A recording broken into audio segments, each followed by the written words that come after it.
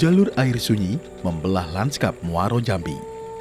Aliran ini menyimpan jejak peradaban yang telah hidup berabad-abad lamanya. Dari kanal-kanal kecil ini, aliran terhubung dengan arus besar Sungai Batanghari, jalur utama yang sejak berabad-abad lalu menghubungkan pusat-pusat peradaban di Sumatera.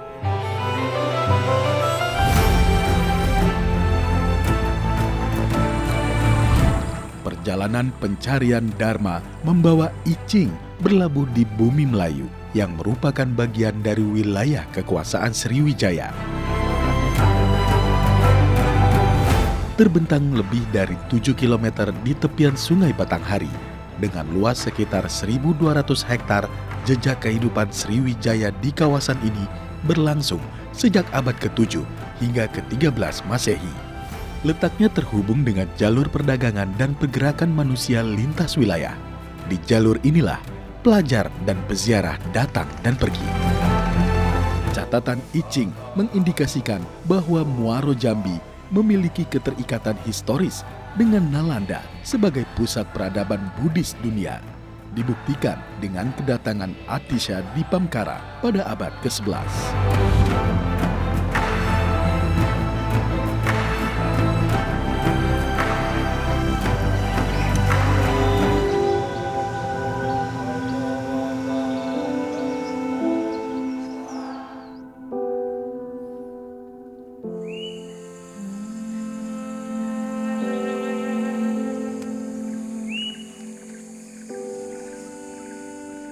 Ya, pagi. Ya. Pagi bagus. Ya, ini yang kemarin diekavasi ya. Betul Pak. Ya, coba lihat itu yang satunya lagi satu itu. Yang mana Pak? Nah itu yang bawah-bawah ini. Nih. Coba bandingkan dua ini. Coba lihat. Kamu naik dulu. Nah nanti coba bata yang diekavasi ini kita bawa ke lab. Kita lihat kekerasannya ya. Nah ini Pak izin, kami Ya. ini kan mau mengajukan rencana pemugaran. Nah ini langkah-langkah apa yang mesti Yang dilakukan nanti ya. ya. Ini kan untuk kajian penelitian arkeologi ya, ekskavasi kan sudah dilakukan ya. Studi teknis juga sudah kita lakukan, sebenarnya sudah studi kelayakan. Nah, tinggal nanti hasil rekomendasi kita pelajari. Seperti perwara ini kita sudah bisa melihat bentuknya ya, bentuknya menghadap ke timur kan gitu kan, kan udah agak melesak tuh. Nah, melesak tuh artinya apa? Nanti perlu ketika pemugaran ada registrasi, kan dibongkar semua nih.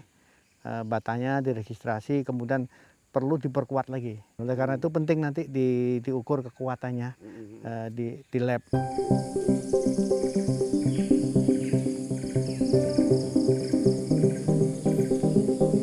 Di antara bentang luas kawasan Muaro Jambi, terdapat titik-titik yang selama puluhan tahun hanya terbaca sebagai gundukan tanah.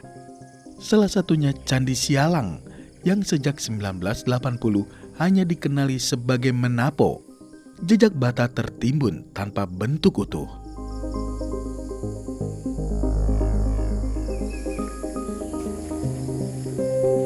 Ekskavasi pada akhir 1997 perlahan membuka strukturnya, menunjukkan bahwa kawasan ini bukan sekedar sisa bangunan, melainkan bagian dari sistem besar kawasan Cagar Budaya Nasional Muaro Jambi, ruang praktik dan pembabaran ajaran Buddha.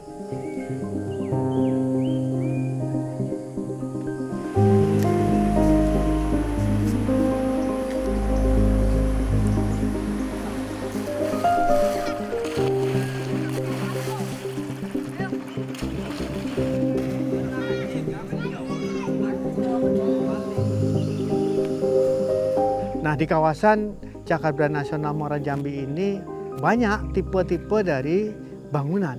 Yang menarik juga ada yang namanya alun-alun. Kalau kita melihat fungsi-fungsi candi di sini, ada 3 hal yang mendominasi utama. Ada kompleks wihara, ada kuil tempelnya, ada kompleks stupa.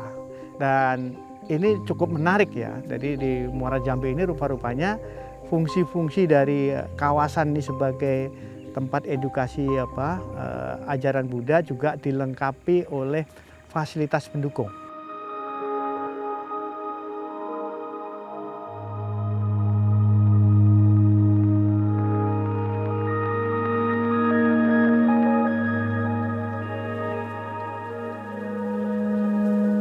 Komplek Candi Gumpung ini sangat spesial karena pada waktu dulu berfungsi sebagai monastery. Ya, monastery tentu saja fungsinya seperti wihara-wihara saat ini ya. Satu tempat bermukim ya, bermukim para biku juga. Kemudian juga tempat melakukan pembabaran ajaran ya.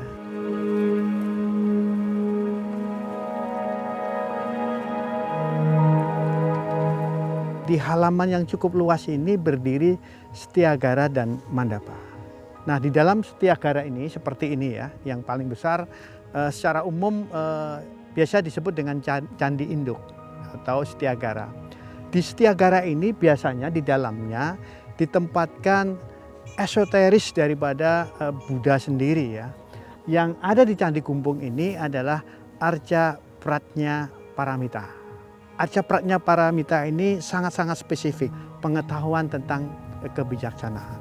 Di Nusantara, ajaran Pratnya Paramita ini di Muara Jambi ini cukup tua. Ya. Kalau kita lihat dari ikonografi ya, seni arcanya, kemudian juga komplek Candi Gumpung ini sendiri pada waktu kita lakukan ekskavasi, bahkan carbon dating di lingkungan sekitarnya cukup panjang masanya dari abad ke-7 sampai abad 13. Artinya keberadaan ajaran Pratnya Paramita yang disimbolkan secara esoteris dalam bentuk Arca Pratnya Paramita ini sudah awal-awal Masehi sudah berkembang di sini. Kita tidak bisa berdiri sendiri bahwa dulu itu yang namanya Nusantara ini saling berhubungan, saling terkoneksi, dan ketika kita Muara Jambi kita pergi ke komplek Candi Kedaton yang juga sebagai monasteri dulunya, kita juga akan menemukan makara. Di situ ada inscription prasasti pendek yang tulisannya itu bentuknya Kediri kuadrat. Dan ini sangat khas dari zaman Kediri. Artinya hubungan itu sudah sedemikian dekat.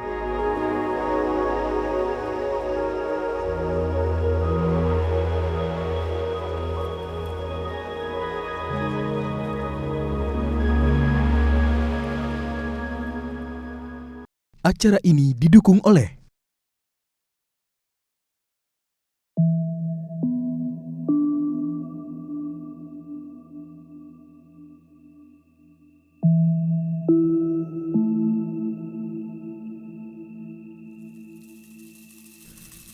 penemuan inskripsi yang dipahatkan pada lapik atau alas arca bertarikh 1208 Saka atau 1286 Masehi di hulu Sungai Batanghari tahun 1911 mengubah lanskap perjalanan bumi Malayu pasca lemahnya pengaruh Sriwijaya. Inskripsi yang ditulis menggunakan aksara Kawi dengan kombinasi bahasa Sansekerta dan Melayu kuno ini menyebutkan Arca Arya Amogapasa Lokeswara berhiaskan catur Dacatmika Sapta Ratna Nasahita, persembahan Sri Maharaja Diraja Kartanegara kepada Paduka Raja Bumi Malayu, Srimat Tribuana Raja Mauli Warmadewa, beserta seluruh rakyatnya. Dalam negara Kertagama, peristiwa ini lebih lazim disebut sebagai ekspedisi Pamalayu.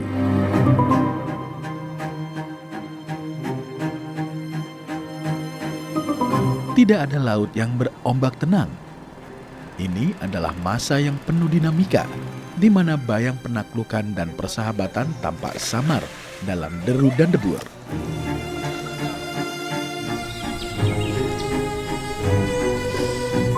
Dharmasraya, kota tempat arca disemayamkan secara harfiah berarti bersandar pada Dharma. Jika ditilik dalam konteks yang lebih tua, antologi Supraraga Jataka memiliki makna bersandar pada Dharma, menyingkirkan malapetaka, bahkan sebelum kebenaran itu membuahkan hasil. Ini adalah cerminan sikap Wangsa Mauli terhadap kedaulatan Malayapura.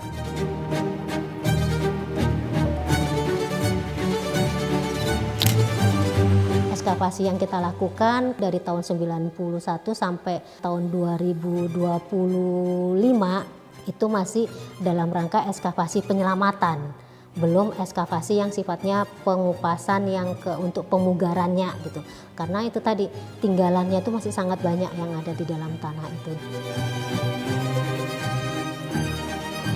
Di sekitar Candi Padang Roco, Candi Pulau Sawa, di Rambahan dan Awang Mombe itu kita juga menemukan adanya koin, terus ada keramik, porselin, gerabah, baik itu masih utuh maupun yang fragmen, pecahan gitu ya. Dan ada juga arca itu baik itu yang utuh atau tidak, tapi rata-rata kalau arca itu biasanya sudah tidak utuh lagi.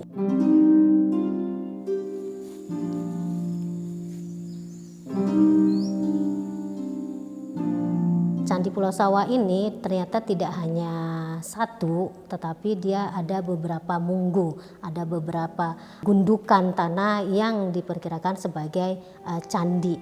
Dan sampai sekarang kita juga masih melakukan penelitian, pelestarian dalam rangka penyelamatan terhadap Candi Pulau Sawa ini.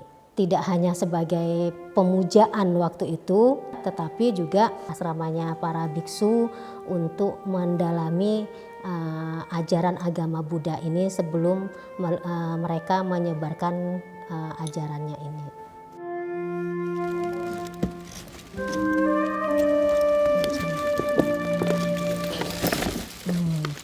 Nah, ini bentuknya adalah kendi yang sudah berisi tanah yang kita indikasikan sebagai peripih di Candi Pulau Sawa 11 yang kita temukan di sisi bagian utara.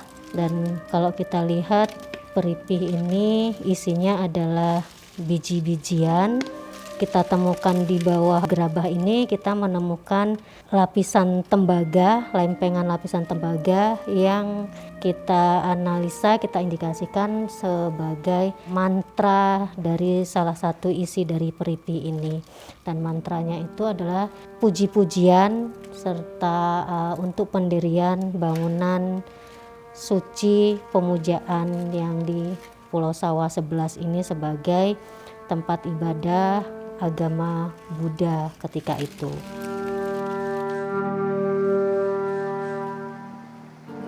Melemahnya kekuatan besar di Jawa serta ancaman ekspansi dari luar mendorong pencarian ruang yang lebih aman di wilayah pedalaman. Pada abad ke-14, pusat kejayaan Dharmasraya bergeser ke pedalaman Minangkabau dan beralih menjadi kerajaan Pagaruyung.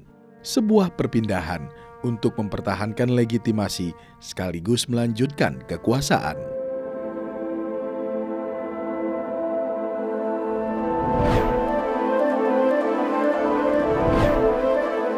Kita belum menemukan namanya candi di Pagaruyung atau di Suarwasu, dan yang lebih banyaknya malah prasasti gitu. Prasasti Aditya Warman ada 7 gitu di Sarwasu, Sarwasu 1, Sarwasu 2, prasasti Pagaruyung, prasasti Rambatan, prasasti Ombilin yang ada di Ombilin tuh, kemudian prasasti Kubu Rajo itu yang ada yang terkait dengan tinggalan Aditya Warman itu.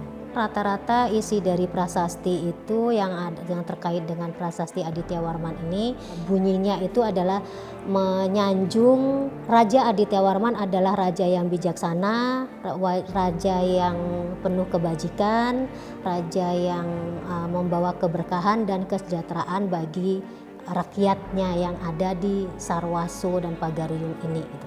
Tantangan terbesarnya adalah bentangannya sangat luas dan tanahnya tanah kaum Ulayat, dalam hal ini masih dimiliki oleh pihak kerajaan Siguntur dan difungsikan oleh masyarakat itu sebagai tempat perkebunan yang awalnya perkebunan palawija seperti jeruk atau jagung, atau sekarang sudah beralih dari tanaman keras yang tahunan seperti tanaman karet, bahkan sekarang sudah berkembang menjadi tanaman sawit.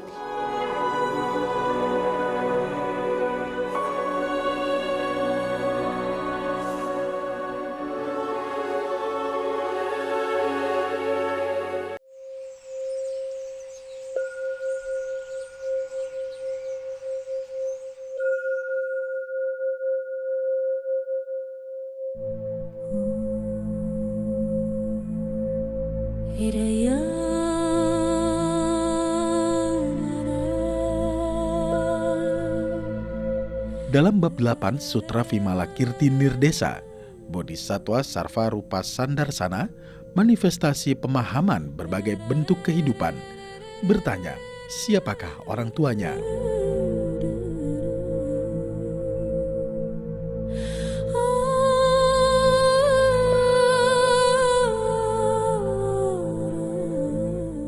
Upasaka Vimala Kirti pun bersenandung, Prajna Paramita adalah ibunya, dan Upaya Kausalya adalah ayahnya.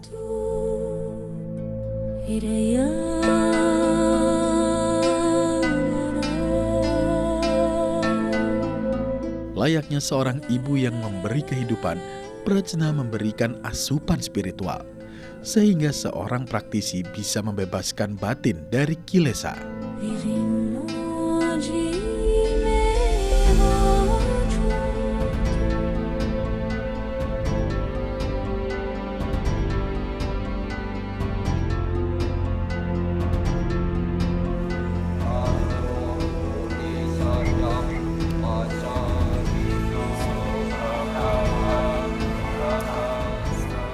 Namo Buddhaya Bante, di Candi Gumpung pada tahun 78 itu pernah ditemukan rupang dari Prajna Paramita. Bagaimana menurut Bante untuk memaknai Prajna itu sendiri, Bante? Prajna Paramita itu salah satu ciri Sang Buddha sendiri. Sang Buddha memiliki 3 ciri yang besar, Maha Suci, mencapai penerangan sempurna, kemudian Maha Karuna, kemudian yaitu Maha Bijaksana, yaitu yang digambarkan di Rupang, yaitu ditemukan di kawasan Candi Muara Jambi. Di dalam ajaran Sang Buddha kita suruh mencontoh, welas asih, kemudian kita bisa bijaksana gitu. Itu ya digambarkan rupangnya ya indah, bagus gitu.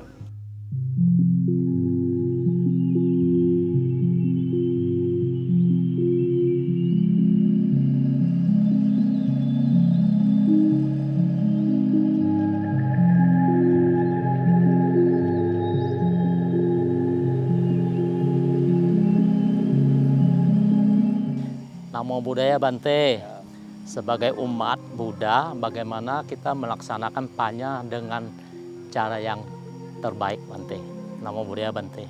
Di dalam panya itu ada 2 pengertian, yaitu kita bisa menjalankan di dalam kehidupan sehari-hari itu kita menjaga pikiran yang baik, pikiran-pikiran yang positif gitu. Kemudian juga punya pandangan yang benar. Ya, kalau kita lebih jelas lagi supaya kita bisa praktek dalam ajaran Sang Buddha, ya kita ada 3, yaitu yang pertama kita harus mengendalikan diri, kemudian kita bisa latihan bijaksana, juga kita harus latihan meditasi. Inskripsi Amoghafasa Lokeswara tidak bisa dipahami dalam satu dimensi. Di bagian belakang arca terdapat inskripsi tambahan yang ditahtakan atas perintah Aditya Warman bertarikh 1347 Masehi. Inskripsi ini hadir dalam metrum pupuh atau strakda yang berisi beberapa bait syair atau sloka. Tidak hanya terukir dalam batu, tradisi ini hidup dalam ingatan kolektif masyarakat. Di Desa Muaro Jambi, budaya tutur ini dikenal sebagai sloko. Sungai Melayu melintang arah Candi Kecawali, melintang ke laut di Sungai Jambi. Apalah maksud Datuk datang kemari, karenalah ada hajat di hati.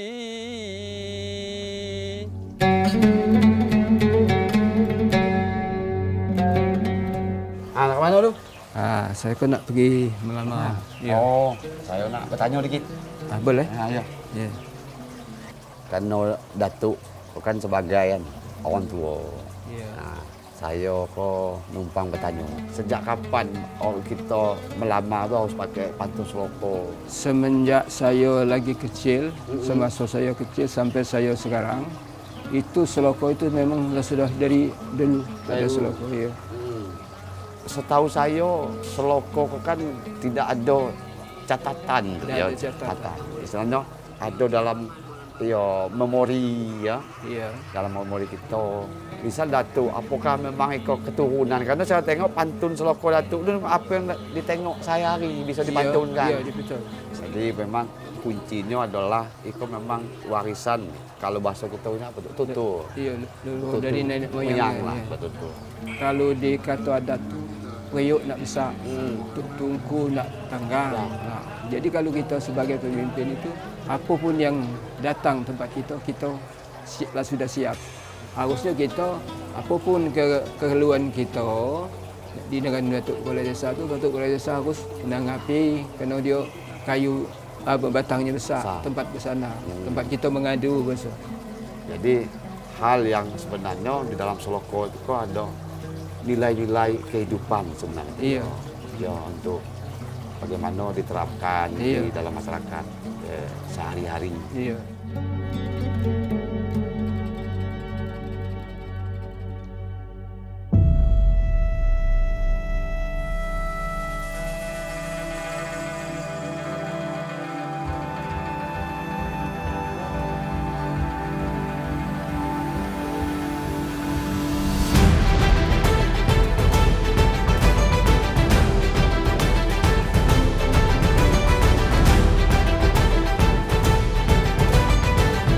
Dari Muaro Jambi hingga Dharmasraya, yang tersisa hari ini mungkin adalah sunyi.